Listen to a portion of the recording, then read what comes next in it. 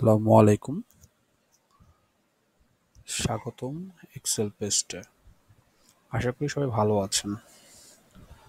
আজকে আমি আপনাদের মাঝে নিয়ে এসেছি গুগল শিটের ভিলুকআপ ফাংশন নিয়ে।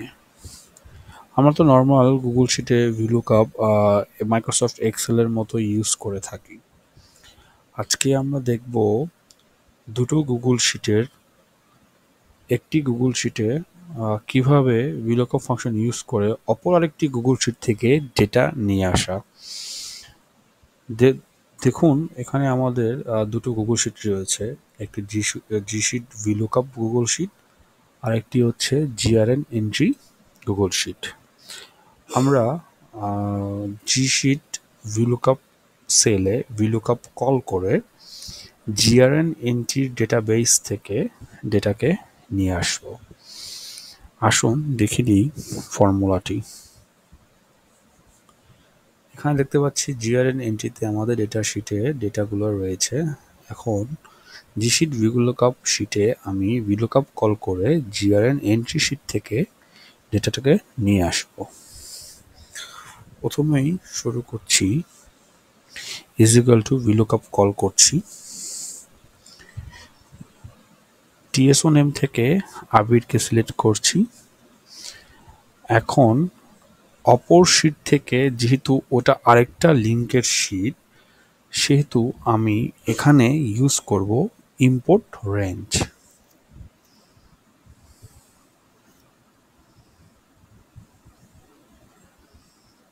ইম্পোর্ট রেঞ্জের মাধ্যমে আমরা সরাসরি জিআরএন এন্ট্রি গুগল শিট থেকে ডেটাকে নিয়ে আসতে পারবো।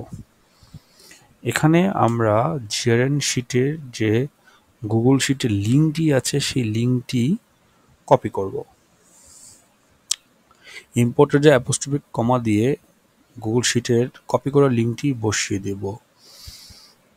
এখন জিআরএন এন্ট্রির কোন অ্যাক্টিভ শিট থেকে ডেটাকে আমি কল করব সেই অ্যাক্টিভ শিটের নামটা কপি করব বা ম্যানুয়ালি লিখে দেব। এখানে আমার অ্যাক্টিভ শিট হচ্ছে টার্গেট শিট।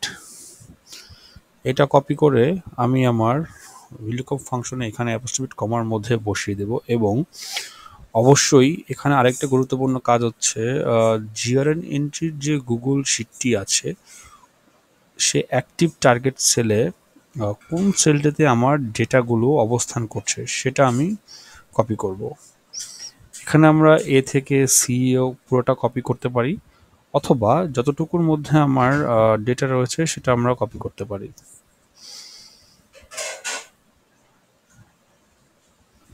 এখানে আমি আমার যতটুকু ডেটা রয়েছে ততটুকুই আমি কপি করেছি,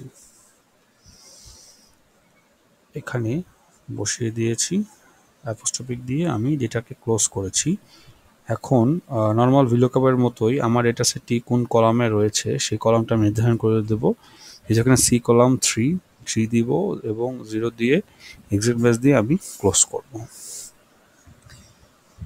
এখানে লোডিং দেখাচ্ছে, দেখুন অটোমেটিক আমার ডেটাটি এখানে চলে এসেছে। অনেক সময় এখানে যারা নতুন করবেন তখন প্রথমের দিকে এটা এক্সেস দেখাতে পারে। সেক্ষেত্রে আমাকে এক্সেসের আসলে আমাকে অ্যাকসেপ্ট করে নিতে হবে, সেক্ষেত্রে ডাটাটি চলে আসবে। দেখুন আমার জিআরএন এন্ট্রি শিটে যে ডাটাগুলো রয়েছে অটোমেটিক আমার জি শিট ভিলুকআপ গুগল শিটে ডাটাগুলো চলে আসছে। আমি এখন আপনাদেরকে আপডেট করে দেখাচ্ছি। আমার জিআরএন এন্ট্রিতে যদি আমি আপডেট করি সাথে সাথে আমার জি শিট ভিলুকআপ শিটেও কিন্তু সেটা আপডেট হয়ে যাবে।